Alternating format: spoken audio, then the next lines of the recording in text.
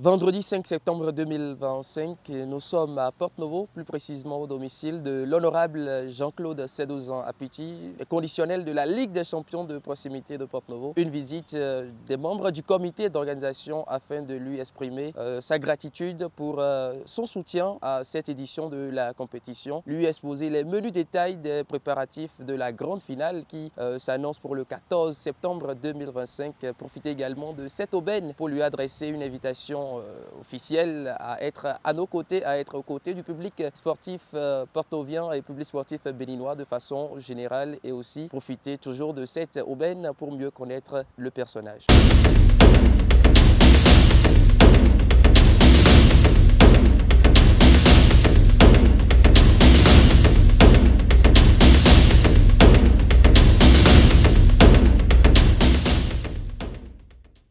Bonsoir l'honorable Jean-Claude Sédozan Apiti. Bonsoir, monsieur le journaliste.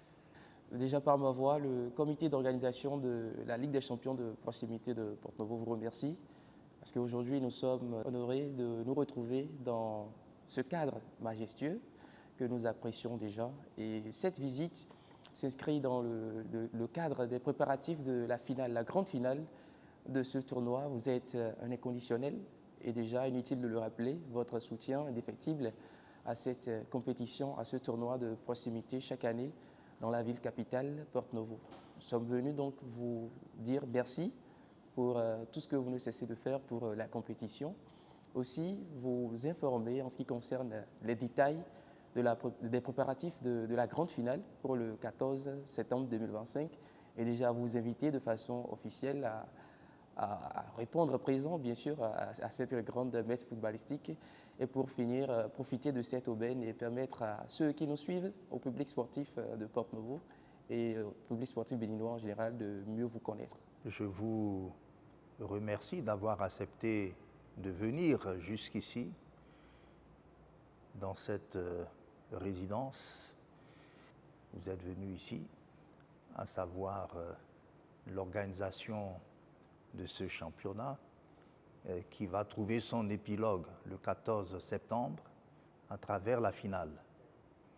Je suis pleinement informé de l'évolution de ce championnat et je ne peux que me féliciter du fait que tout se passe pour le moment bien.